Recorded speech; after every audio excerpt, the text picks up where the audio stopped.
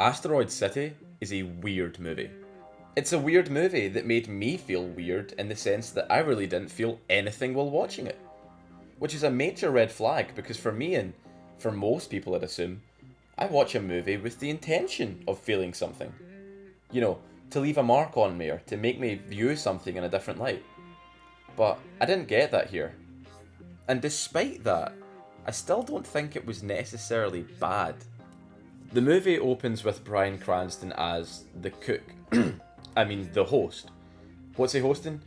Well, this movie is a television show about a playwright who writes a fictional famous play called Asteroid City, which is then shown to us in the form of a movie, but it's broken up into acts as if it's a play.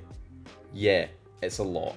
And for me, the jumping back and forth between the host and the play, I guess, didn't do the pacing any real favours.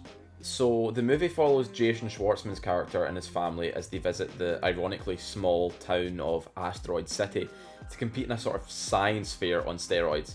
But as the movie goes on, something happens about halfway through that all the people in the town bear witness to, and it really challenges their worldview.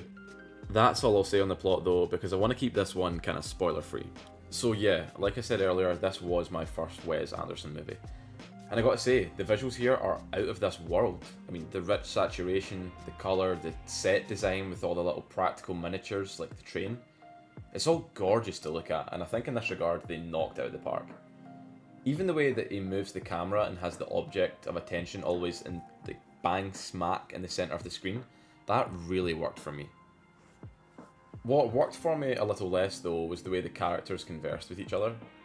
Again, I've never seen one of his movies, so I don't know if this is typical or not, but everything is so subtle. And don't get me wrong, I like subtle.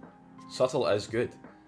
But the dialogue and acting here is so purposefully subtle that I feel like you have to pay so much extra attention to the dialogue. Like, there's this one scene where Scarlett Johansson says that she has a history with violent men, but there's no emotion in her voice. And it's not just like she's a hard ass who's good at keeping it together. It just feels so plain, and the whole thing feels like an exercise where you have to really peel back the layers to discover what's going on. And that brings me to my next point.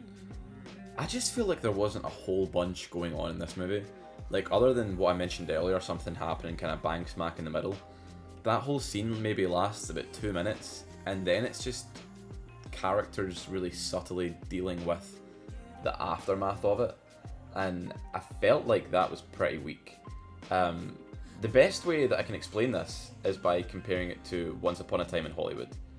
The characters are just kind of living their lives, and we're just getting to watch, and that's about it. It doesn't mean it's not entertaining, but you can't help shake the feeling that something's missing.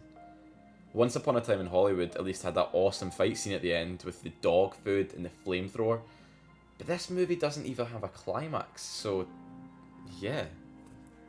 And although I said earlier that the acting is too subtle in this movie, I think the fact that it was so star-studded really helped with the entertainment value.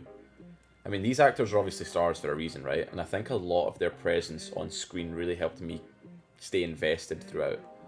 Also, props to Jake Ryan for his part. He was a standout for sure, and a prime example that if this movie wasn't filled with so many household names and terrific actors, I think for me it personally would have been a dumpster fire, so credit where credit is due. And despite ranting about every way I feel the movie fell so short it wouldn't be tall enough to go on a Ferris wheel, I didn't hate this one. I wasn't sitting impatiently waiting for it to finish, but I did walk away at the end and go, what was the point in all that? And ironically enough, after some careful thought on the drive back home, I think that's one of the main points the movie is trying to make, that there isn't always necessarily a point. But personally for me, if you're going to spend $25 million making a movie, I think there should be some sort of point. Or, if not that, it's just some decent entertainment value at least.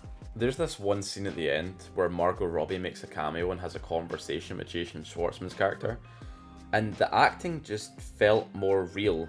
I mean, it's quite clearly deliberate, despite the fact it still felt like a Wes Anderson style thing, and for like 30 seconds, I could feel myself starting to get a little emotional. And it was by far my favourite part of the movie, and it left me wanting more, and also made me wonder what this movie could have been if it wasn't so bland. Overall, I give this movie a 5 out of 10. The performances were good, The visuals were stunningly pleasing to look at, but the choppy pacing and lack of plot really dropped its value for me. Anyway, thanks for making it this far. Let me know which Wes Anderson movie I should watch next, and if you did enjoy the video, go ahead and hit that subscribe button. I'm going to be posting a video about once a week from here on out, so there's plenty more coming. Catch.